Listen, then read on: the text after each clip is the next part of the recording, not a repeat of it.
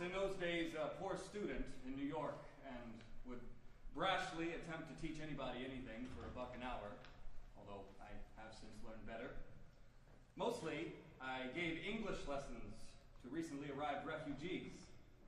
One was Oscar Gassner, a Berlin critic and journalist, at one time on the Aktu Abendblatt, an accomplished man. I had my nerve associating with him, but it's what a world crisis does for people. They get educated. We conversed in English, with an occasional assist by me in Pidgin German, or Yiddish, as he called Jiddish. He had come a month before Kristallnacht, escaping the awful night of shattering and burning. He had said goodbye to his wife and left Germany. Wir parted amicably. Amicably, ist das right? My wife was Gentile, her mother was an appalling anti-Semite. They returned to live in Städten. I ask no questions. Gentile is Gentile. Germany is Germany. He was set to give a lecture series in the fall at the Institute for Public Studies, and it was my job to help him. But he didn't see how he could do it. How is it possible?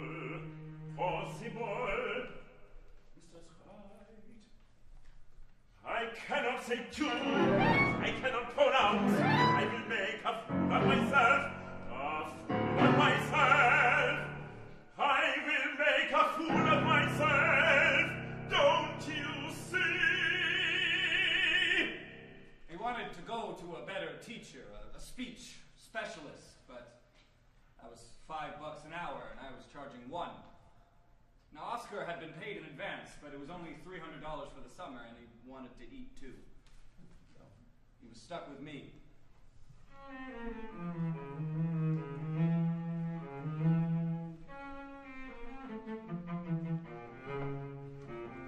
Ich weiß nicht, wie ich weitermachen soll. Ich weiß nicht. Let's stand at the mirror, I said. Please, could you say right? Right. No, right. You put your tongue here. Please, say right. Right. Good. Now, say treasure. That's harder. Treasure. Tongue goes in front, now in the back of the mouth. Look. Treasure. That's it! That's it. A miracle.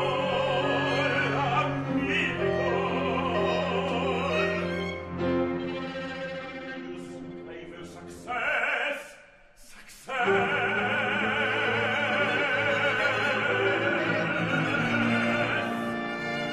Why not? I asked. Later, he bought me a bottle of beer.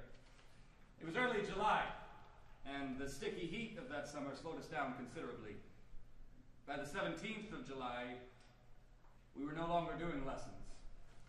They had foundered on his impossible lecture. He had worked on it each day in frenzy and growing despair.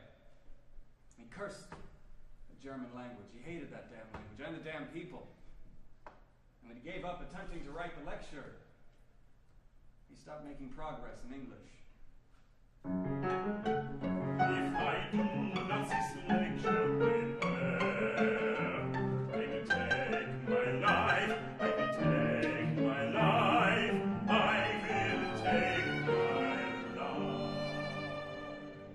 Let's begin, Oscar, I said. You dictate and I'll write. The ideas count, not the spelling. He didn't answer, so stopped talking. He had plunged into an involved melancholy, and we sat for hours, often in a profound silence.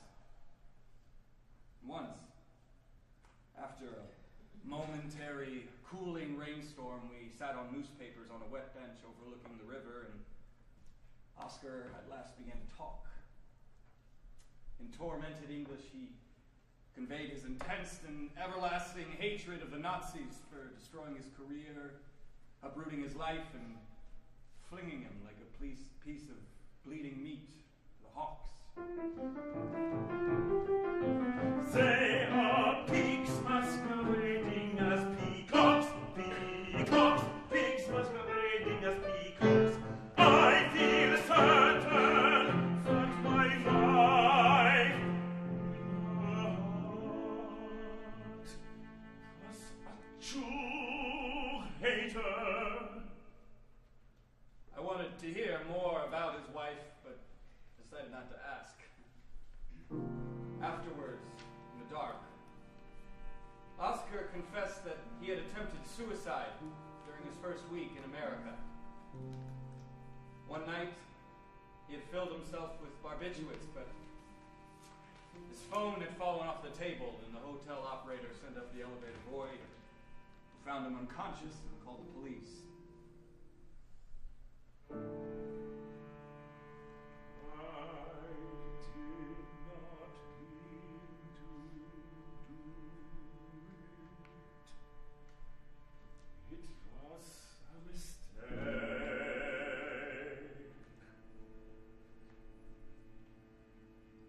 Think about it. It's total defeat.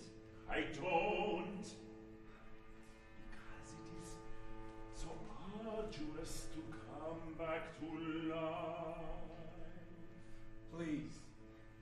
Not for any reason. Whatever. Maybe we should try the lecture once more. He got nowhere. We were back to sitting in silence in the heat. Once, when he was out, I searched the hotel room for a gun, for pills, anything he could use to try and attempt suicide again. I only found a letter, and though I couldn't make much out there was one sentence. Ich bin der 27 Jahre frei gewesen. You think a psychiatrist might help? I did that psychoanalysis in Vienna. Just the usual trick. Fear and fantasy that afterwards no longer bothered me. And they don't now? No. You've written many articles and lectures before. What I can't understand, though I know how hard the situation is why you can never seem to get past page 1.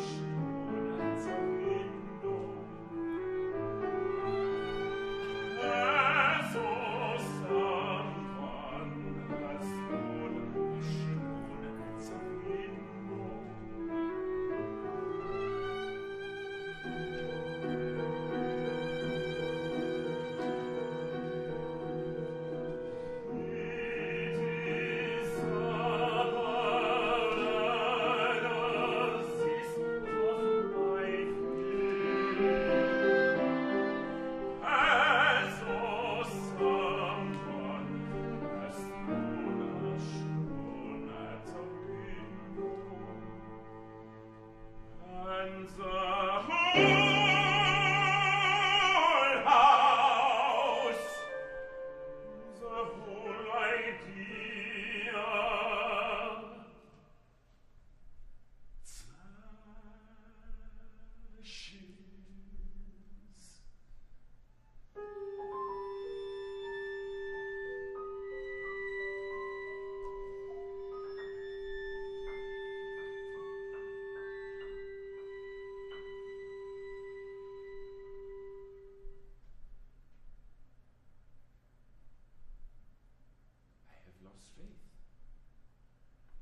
Have confidence.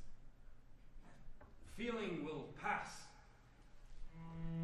Confidence I have not. For this and whatever else I have lost, I thank the Nazis. Who can write about Walt Whitman in such terrible times? Change the subject. It makes no difference. It is all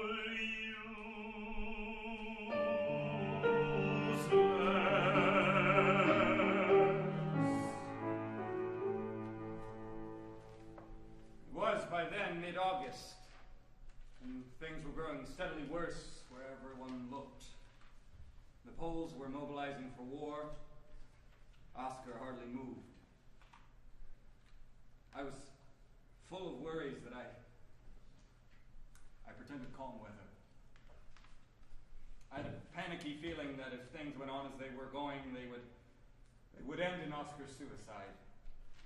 And I felt a frenzied desire to prevent that. He told me a little more about his wife after a dream he had about her. He said they had married at 23, but it wasn't a very happy life. They could not have children. And when the time to leave Germany arrived, he offered for her to come, but she refused.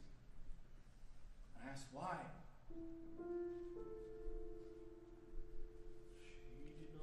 I wished her to come. Did you? Not. I have nothing to blame. Myself. He took to his bed. I took to the library. I read the German poets he was trying to write about, and then I read Leaves of Grass. One day, toward the end of August, I brought Oscar what I had written. He said, no, it wasn't the love of death they had gotten from Whitman. That ran through German poetry, but it was most of all his feeling for Brudersmensch, his humanity. He said, but this does not grow long on German earth and is soon destroyed. I said I was sorry I got it wrong, but he thanked me anyways. And going down the stairs, I heard the sound of sobbing. And I thought, I will quit this. It's got to be too much for me. I can't drown with him. And the next day, Oscar called me, blessing me wildly for having read those notes to him. He had started to write me a letter to tell me what I had missed, and it turned into half the lecture.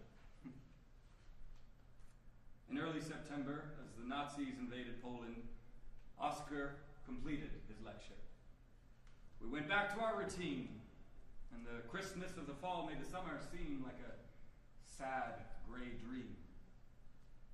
The lecture, which I now knew by heart, went off well.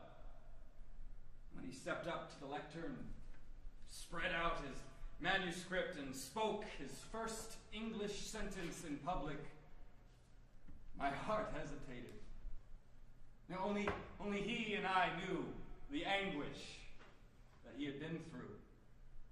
Even though Walt Whitman in his mouth sounded a little as though he'd come to the shores of Long Island as a German immigrant.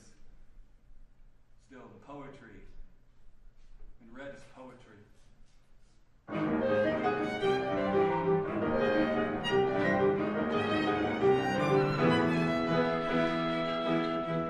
I know the Spirit of God is a mother of my own, the mother of my own.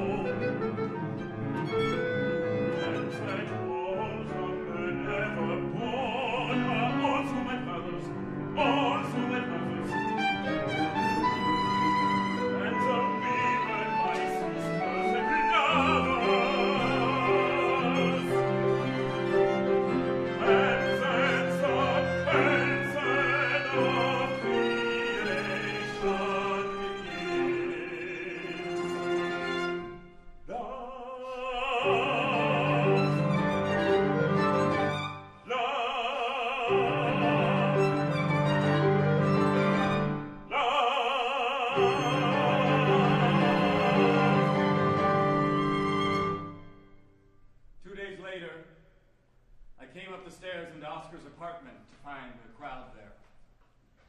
The refugee, his face beet red, lips bluish, a trace of froth in the corners of his mouth, and two firemen on their knees working over him with an inhaler. He had taken his life. Gas. I hadn't even thought of the stove in the kitchen. And why? Why did he do it? The only answer anyone could come up with was his scribbled note that he wasn't well and that he had left all his earthly possessions to Martin Goldberg. I am Martin Goldberg.